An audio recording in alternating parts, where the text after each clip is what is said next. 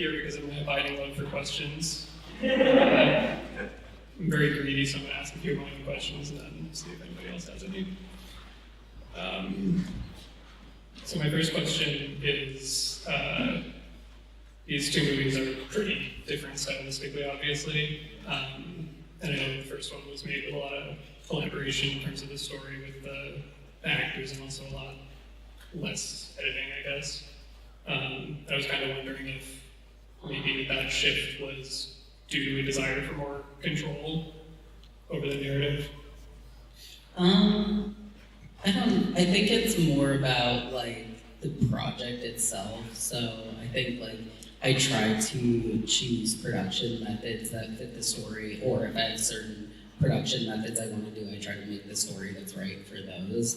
So like with Dog Movie, I thought of the idea for how to make a movie with these like certain production methods that would be very cheap and fast and improvisational. So I wanted to choose a premise that I thought would work with those constraints and something that would be good if it was told in this sort of like cheap way.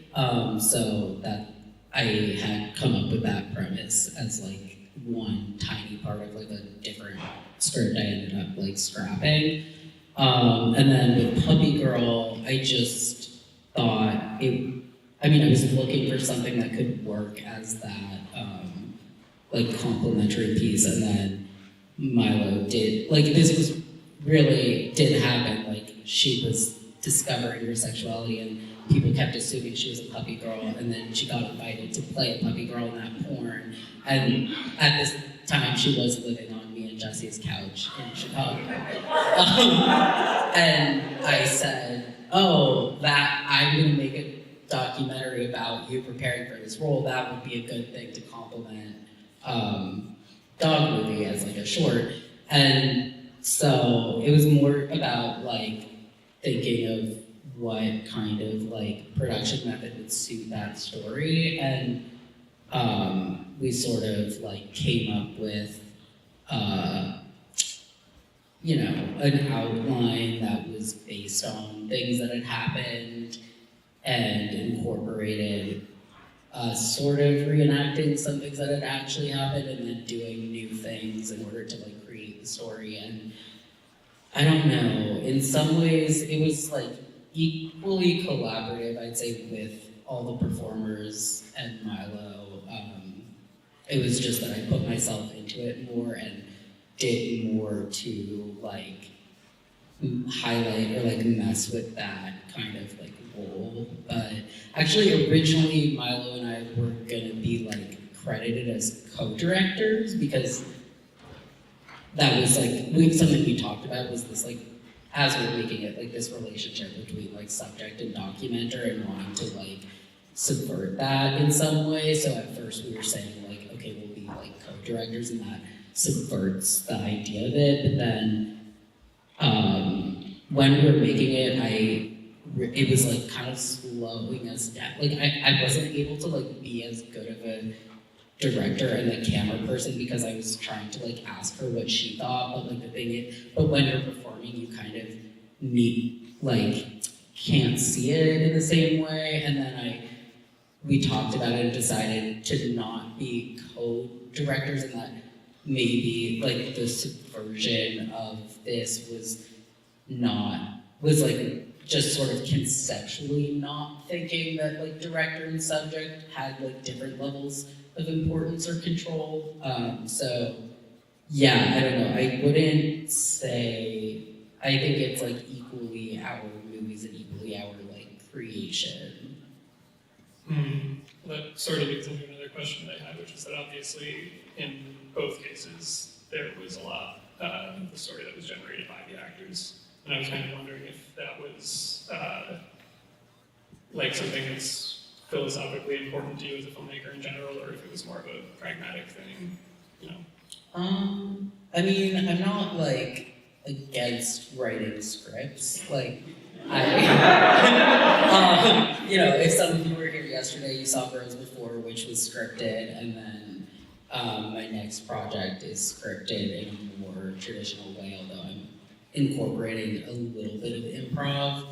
I always, even if it is scripted though, I always do like to work with the actors to develop their characters and get their input on the world. And that's, I guess you could say it's ideological, but I think you don't even have to make an ideological argument to make the argument that it results in a better product, because the actors have insight into the characters that I don't, and I think that like investment and having actors think about the world and the person they're embodying beyond what's like textually in the script and the screen just kind of makes the film better. And a different director said this, who I'm blanking on now, who said this, but like that what makes a movie feel rich is like the edges of the screen, you know, like what's just out of frame, like making you feel like there's a world beyond what you're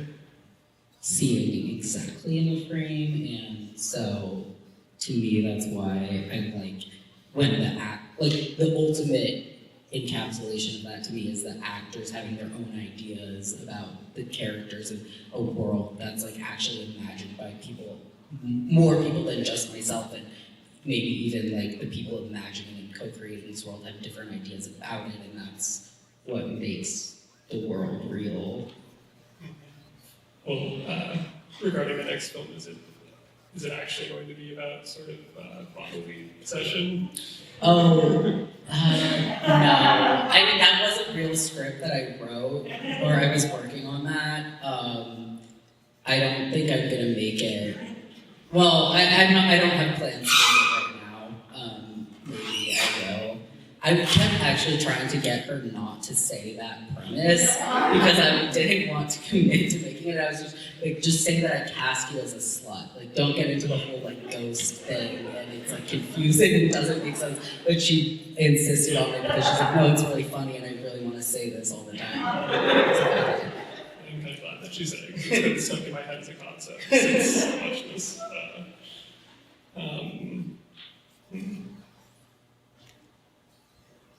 I guess, like, obviously both of these are to greater or lesser degrees fictionalized versions of the people in the movies. Like, you know, in a documentary, people obviously know they're being filmed, and it was much more fictionalized in Dog Movie. But to what degree do you think that Puppy Girl can be seen as like a sequel, like with Milo embodying the same character? Yeah, it's sort of, I see them as like inverses of each other, because in Dog Movie, all the characters are like playing a fictional person that's like close to who they are in real life, and then in Puppy Girl, everyone is playing a character that has the same name and like nominal identity as them, but is like fictional in what they do to an extent. And so I thought that, I don't know, yeah, I guess, I don't know if it's like sequel so much as like sister movie or like counterpoint or something, and I thought it would deepen the humor of Dog Movie, also to know that Milo really does hate dogs. Although she's come around on my parents' dog, Louise, who was featured in the beginning. So I guess this also includes Bros Before a little bit, but it seems like a lot of the conflict in all three movies is born out of people being reticent to label social dynamics as what they are. And I was wondering why you're drawn to those sorts of This is like when I saw a Q&A that Dennis Cooper did for his new movie, and someone asked him why like he was drawn to the George Miles type. And I don't know if anyone else here Dennis Cooper was like, what? Why is your whole thing? I don't know, probably because that's what like me and Jesse's relationship has been. Yeah, Jesse and I we've been together for almost 10 years, and we were like close friends first. And oh my god, they would hate that I'm talking about this. friends first, and we did like comedy together in college, and then we like realized that we were like in love, and then we started dating, but we decided not to tell anyone because we thought it would be funny to see how long it took people to figure it out. And some people didn't realize for years. So yeah, I don't know. Like, I think that probably is, you can psychoanalyze me. Well, I guess I better see if anybody else has questions.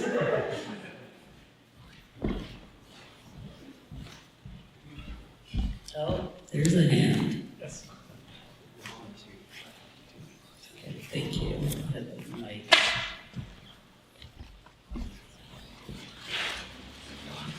Hello. You mentioned about the actors making choices about the characters and kind of helping to create the world. I was wondering if during the filming or production of either or both of the movies, if there were specific dialogue choices or character choices that your actors made that maybe like opened up a new dimension of a character you hadn't seen before, or like a new dimension of the world you hadn't imagined before, and what those were. Yeah, I mean, I feel like with Dog Movie, that was basically like the entire thing. So I guess I didn't really get into the specifics of what I like referenced the methods and techniques, so I can like explain it briefly. I came up with the premise for it, which was literally just couch surfer who has the same name as the dog, and like that's basically it. And then I just decided that like Jesse and Milo and Martin should be in it. And then I talked to each of them individually about their ideas for their characters and the plot and like what they thought about this, and like sort of fleshed it out and wrote down all their ideas.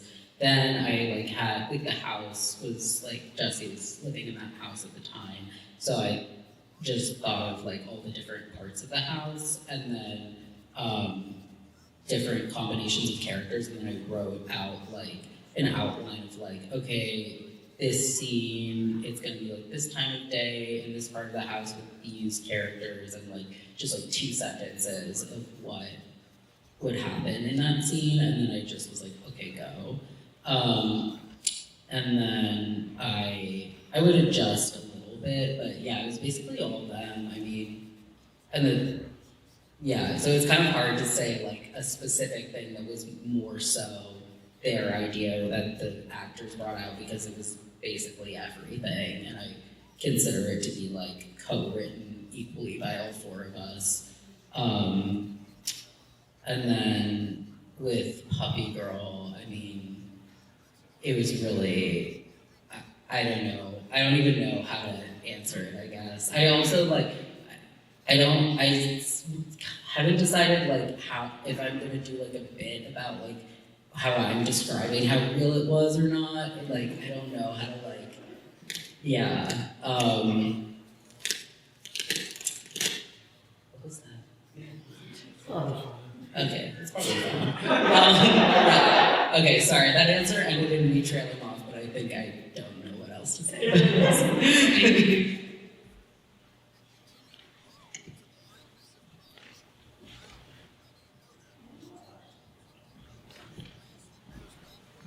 Hello.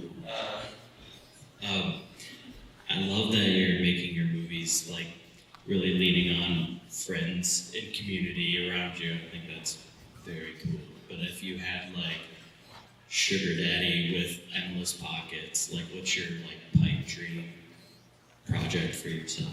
Thank you. Yeah, well, it would be making a remake of Little Shop of Horrors with like a bunch of like cool, like I don't know, like actors that aren't necessarily like, or like they don't have to be actors, but like drag queens and different like musicians and stuff, and maybe some actors.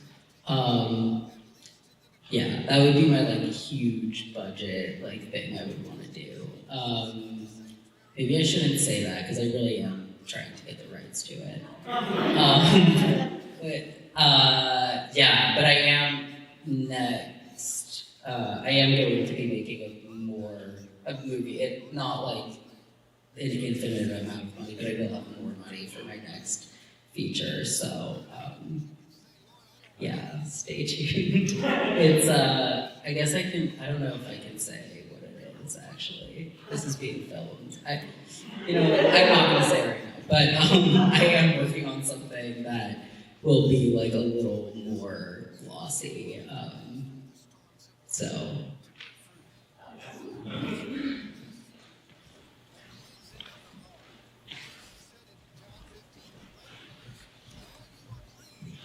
Hello. First of all, thanks so much for being here. I love those movies so much. They're so great. Thank you. In Puppy Girl, the constant presence of the Peachy Keen monster can was very important to me. I was curious, was that a character choice by you or by Milo? Thank you for noticing that. You might be the first person that's noticed it. That was a character choice by Milo because Jacqueline, the girl that is like in the beginning, like the boot camp or whatever, she was actually dating her that summer, and that was Jackie's favorite flavor of energy drink. So Milo decided. Well, okay, actually, I didn't know that was the reason. Milo just kept saying like, "Oh, Peach Monster is so good," and like I decided it's a character thing that I'm gonna hold it in every shot. And then it wasn't until after we filmed it that I found out that it was Jackie's favorite flavor, and that's why she liked it. And then and I was annoyed because she was like doing like kind of like changing her personality for Jack. Like she used to like brag, like she used to say how like she thought that vegetarianism was really stupid, and then like she would like eat veggie burgers in front of Jackie because she was a vegetarian. So I like that to me was like an extension of that, and I was like, but. Well, I'm glad I asked that. Thank you.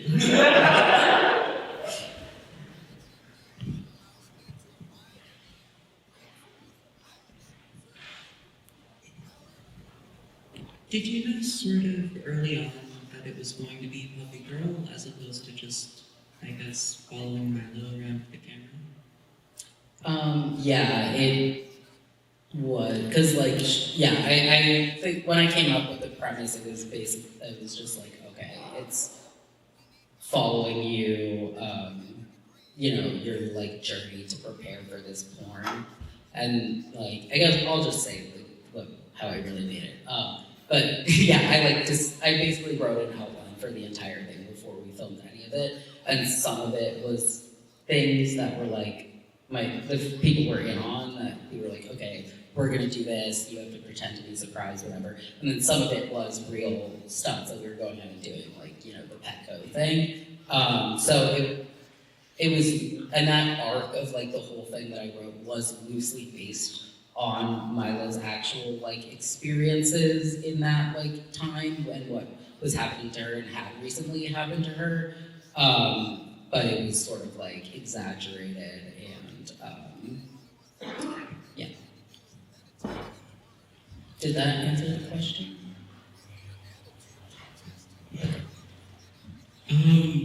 Yeah, so obviously being visibly queer in like a public space normally carries a certain amount of weight. So I guess what I was wondering was like how filming a like visibly queer documentary, like how that compares to just generally being visibly queer in a public space.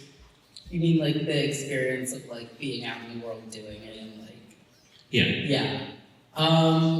Yeah, I mean it was pretty ridiculous and funny. It's unclear to me when people were like seeing us do this, unclear to me what element of it was staring out to them the most. We definitely made a point to film in as many like public places where children were supposed to be as possible. Like, the Sluts Book Club was like in a playground. And then like in the first scene there were like those kids playing And we like blurred their faces and whatever, but it was kind of like a fuck you to the idea of like, oh, queer people shouldn't be around kids or whatever. And it's like, okay, what if we just like actually did the most like depraved like things, but like we're not, like, we're just talking about shit. Actually, like nothing is really that crazy. That, yeah, and you know, I don't know. I think we just kind of seemed like goof. And like, you know, Milo was like doing this location stuff or something, and she kept like putting on like the like lav mic and like fully taking her shirt off and like flashing her tits and like everywhere, and I was like, that was not necessary. You know, she was just yeah, so, you know, stuff like that. I'm like, is that about queerness? Like, exactly, like, I don't know. Yeah. Did that answer the question? Yeah. Oh, yes, thumbs up, thank you.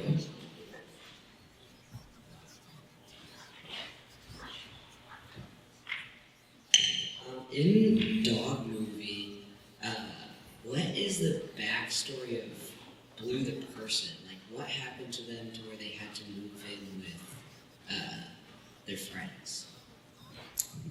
I mean, that's up for interpretation. You know, I think you could, there's like little things in the movie that maybe hint at it or give you ideas of what you might conclude.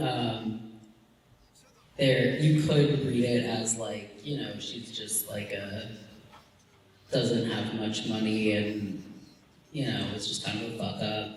You could read it as actually she's like rich and like the fuck up. Because, you know, there's like the whole like poker thing.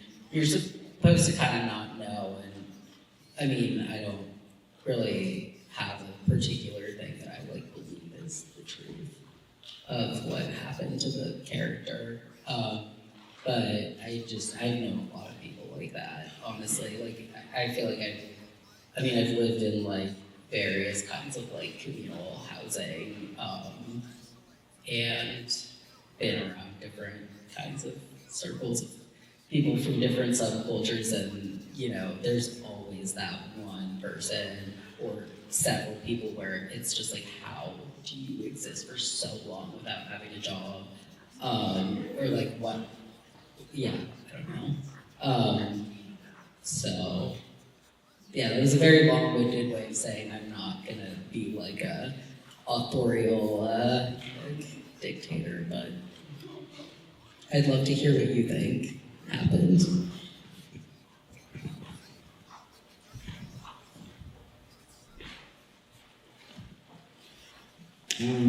So a couple of the like documentaries or funny documentaries that Monoform has done recently in the last while was The Watermelon Woman and American Movie, and I felt like Puppy Girl really fit with that whole thing, so this felt like a really good Monoform edition, and I was sort of wondering, for like a Midwestern micro cinema, what do you think should come to Kalamazoo? Is there some like unsung person that you really want to push, aside from maybe your next stuff that's gonna come through or anything like that? Yeah. Just like knowing that that's like the vibe, and that your work was very aligned with what they've been doing here. Like, who else? Thank you. That's a great question. I definitely, The Watermelon Woman was like a huge influence on me, and so I really appreciate that. There's tons of stuff. I mean, Dylan Mars Greenberg, whose films I have the flash drives of, were great.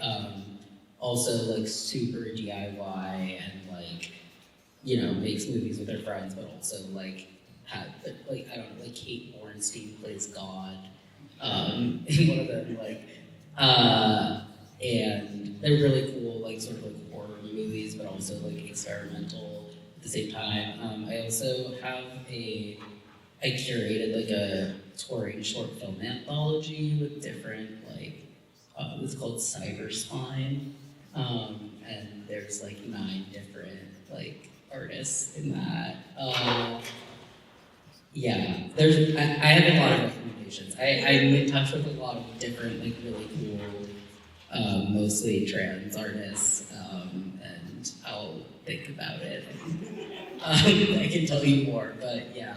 Also, like, yeah, a lot of other, yeah.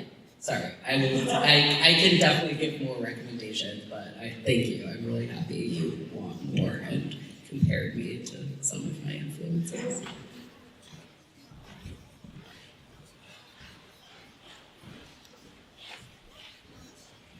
So I was wondering, that was a very beautiful rendition of Freak on a Leash on ukulele, and whose idea was that?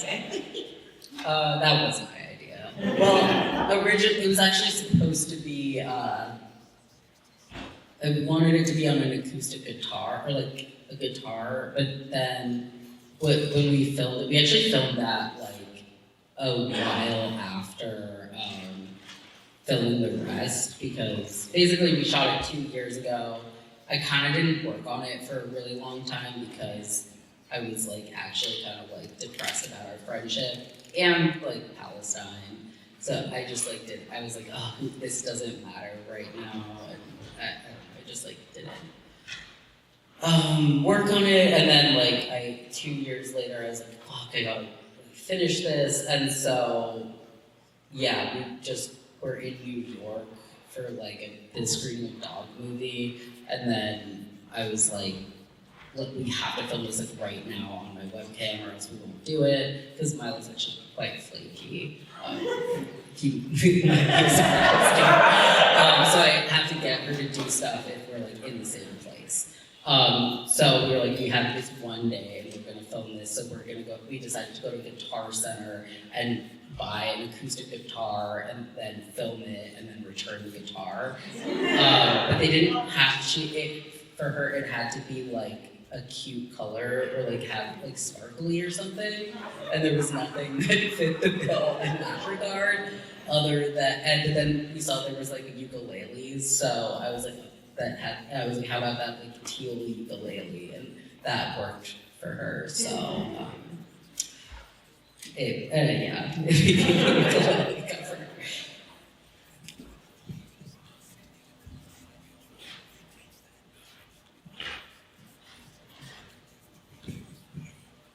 So in Dog Movie, the music really corresponded with Blue's feelings. Like when she was getting up out of bed, the guitar was wonky.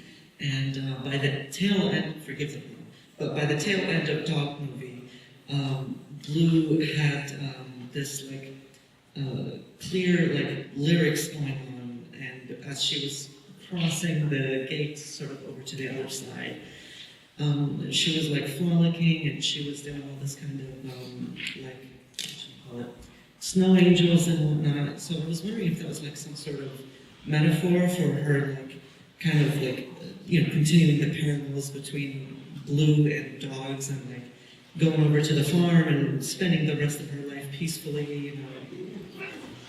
I was wondering if there was like some sort of metaphor for death going on there. Yeah, it's funny. You're not the first person that came up with that interpretation of it. I really like that interpretation of it. It actually didn't occur to me at all when I was making it. Like what I thought, and again, like I don't think that what my interpretation is like more correct than others, but like what was going through my head when I created that was that we started with that song at the end. That's like going to be, the ending song, and that was actually something that Milo wrote for the piano. And then I wanted to like see this character throughout the movie trying to play it on this like broken guitar and doing a really bad job. And Milo did actually like have that broken guitar, and like it was genuine. Like she would put it in weird tunings and then try to learn it on like whatever random tuning so that it actually sounded like she was actually like learning it. So what I was thinking was like, oh, this character is like trying to play this song on guitar and doing a really bad job, and like, but then in the end, she like it's sort of like supposed to be like inside her head and like, because it's like when has she ever played it well or on piano, and it's supposed to be this like fantasy, and my thought was that it's like something that takes the shape of catharsis, but actually the character hasn't grown at all. And so it's supposed to, I was thinking that like this character does this all the time and like something happens and she overstays her welcome and gets kicked out, but she like narrativizes it to herself as if she's grown, and it's like this conclusion and it's this like grand narrative, but that's just like a delusion in her head. It's really on brand for Blue. What's that? I said it's really on brand for Blue. Yeah, exactly. But I do also think that the death interpretation is a cool one. Actually, like the mom of like another filmmaker came up to me at a film festival. It was like the day after Doc Movie played, and she's like, I couldn't sit, well, she was Irish, so like, but I'm not gonna do that. Imagine like a sort of like old Irish woman, and she like came up to me and she was like, I couldn't sleep all night, I was so sad just thinking about how Blue died, and like they kicked her out, and then she like died in poverty alone, and like I was like, oh my god, I'm sorry that like that wasn't right. But yeah, I don't know, it's a cool interpretation. You're on. Thank you for coming out here. Thanks.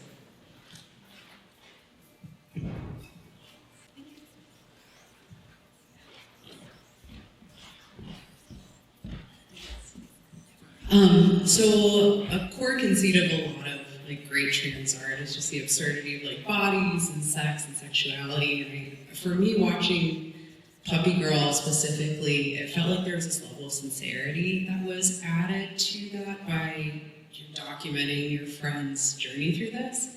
I'm wondering to what extent you maybe felt that your relationship to either sex or identity or specifically to your friend was sort of impacted by having this added layer of, let's preserve this moment in time almost. Yeah, I mean, I think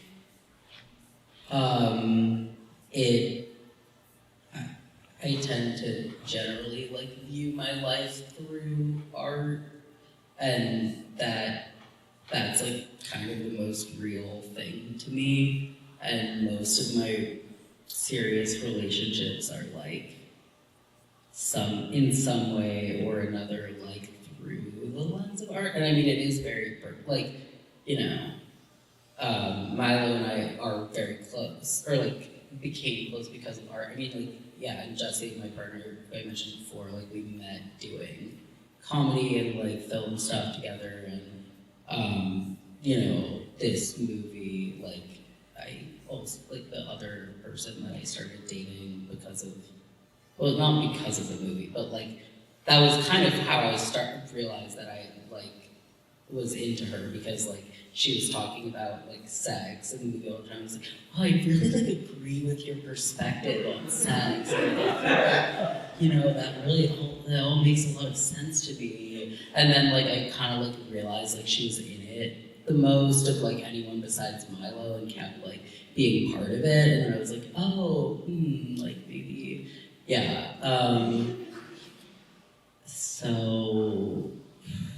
Sorry, I kind of lost the plot here. Yeah, and then like, okay, also like the whole thing, the like whole feedback session, that actually like, that also was not a reenact, but that actually happened. Like, so after, when we were in New York and played Dog Movie at like a real screening, I had like a work in progress cut of Puppygirl, and we didn't have the ending scene, and then in it was like a bunch of my friends, and like Jesse and Lou and Milo were there, and then it kind of like like this one girl like started grilling me about like my male gaze on like the lesbianism, and then like everyone was like asking me about like how I felt about women and stuff, and we were like all sitting at a table with them, like Jesse, Lou, and Milo like stood up and were like smoking, and they were like standing on this like platform over there, and I was like, they're asking me about like my relationship to women, and like all like the three most important women in my life are standing on a platform like looming over me.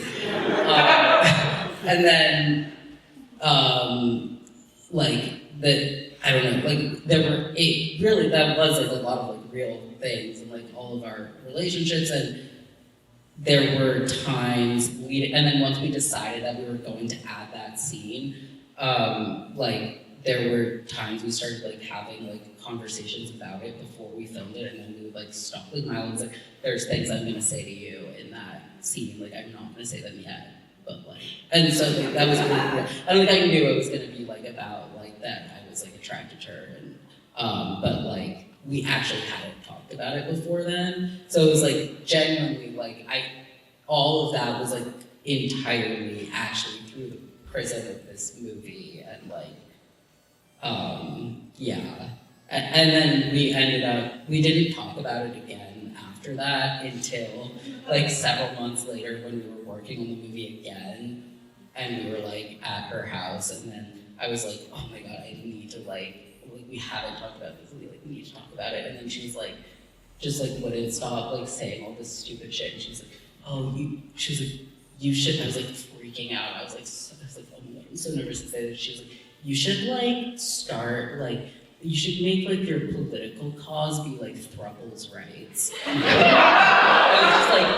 was just like, shut up. I was like, I've been psyching myself up to have like a really serious conversation for like 20 minutes.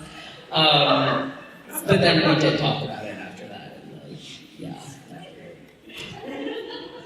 Anyway, any other questions?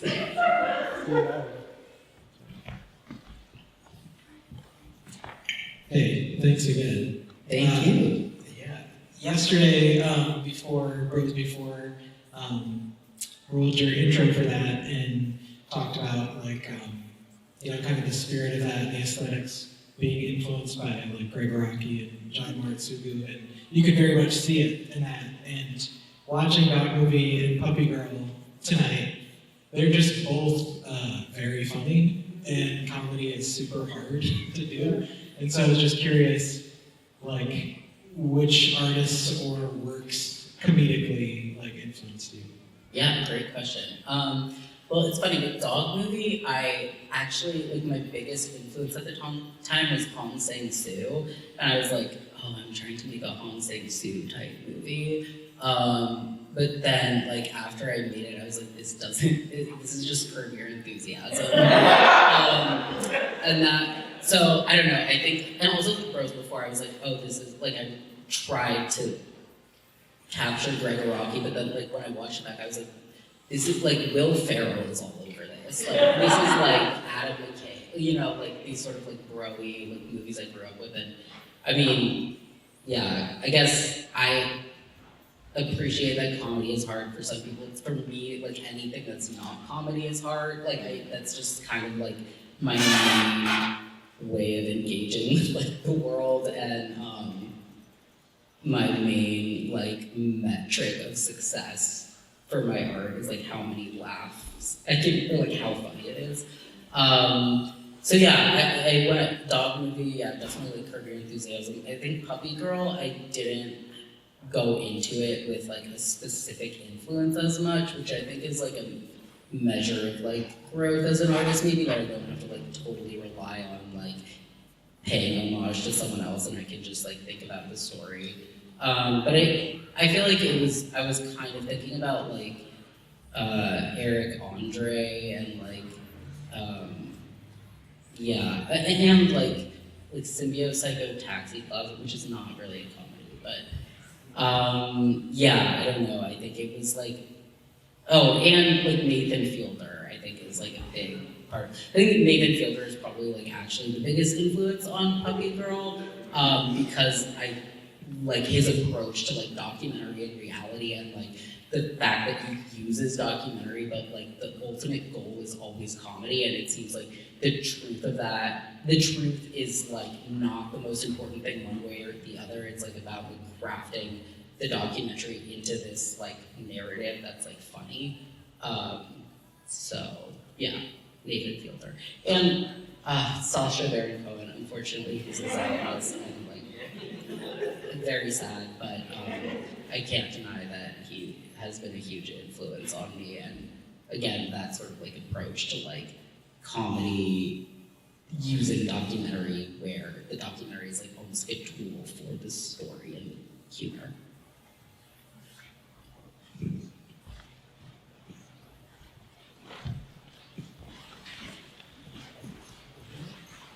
I think if there are no more questions, I have one for you. Sure. Maybe, does anyone, last call?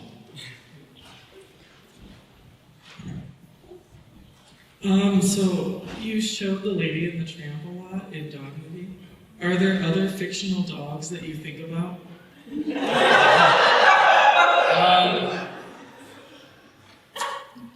Well, I kind of just, I don't actually think about Lady and the Tramp that much. I mean, I think about more so than fictional dogs, probably like the dogs from Instagram Reels. You know, I really like the greyhounds that wear the like cunty little fashion outfits. And I just I don't know. I like the dogs, like where it's like at the shelter, and then they give them all like themed names. Like the litter gets like themed names. Like the one that was like they were all named after like psychiatric medications. So yeah, I think about the like Instagram dogs in my phone a lot. The Lady and the Tramp thing, it was just kind of like I wanted to show like the type of like cartoon dogs that are almost like the influences of like fur. Or, like I see like furry culture, or like furries are kind of like downstream of like anthropomorphic cartoons. So I kind of wanted to like have that like lineage. Okay. Awesome, thank you. Thank you. Last call. Anyone else? My question, you mentioned Cyber Slime, and I caught that streamed on YouTube. It was really great. Oh, thank you. And my question is, can you talk a bit about your work as a film programmer and with full spectrum features, and how that informs your work as a filmmaker, if at all, or are they totally separate disciplines? Yeah, thank you. That's a great question. Well, I actually became a programmer because of being a filmmaker and not having a place to show my film. Like, it started with Bros before. It didn't get into any festivals in Chicago. And it did get into some festivals, but it was always like getting programmed in like LGBT festivals in the like trans bravery like shorts blog, and I was like, ugh, this is so stupid. Like, and also like it's not about trans bravery and like it. And so I just like really wanted it to be seen in a context with like other films that were engaging with the same like art, like creative lineages that I was, which I knew were out there, but like I didn't see it happening. So then I just like planned my own screening for it in Chicago, and I curated a lineup of like other shorts that I felt were like contemporary shorts influenced by like new queer cinema or like queercore. And that was like ended up being really fun and people really liked it. So then I was like, okay, I guess I'm gonna get into programming now. And yeah, it's been major. I mean, like I've connected with so many other artists that way, and it's allowed me to know about contemporary filmmakers and like become friends with them and collaborators with them. And so yeah, totally like at this point inseparable from my creative work. And like my next film that I'm working on, like you know, I have collaborators on it who I met because I programmed their films. So yeah, and yeah, Full Spectrum is a film nonprofit in Chicago that I work for, doing like mostly like these like curated short anthologies and like public programming and stuff, and you know, hosting like events for local filmmakers. So yeah, I think that that type of like collaboration and connecting with other artists or members of the film community is like part, I would consider it like part of my creative practice, and difficult to like, yeah, disentangle those things. But yeah, thank you all for having me, and I'm always around if you want to like like talk to me more, I'll be around at that table for a second, or feel free to like message me or email me or something. Thank you.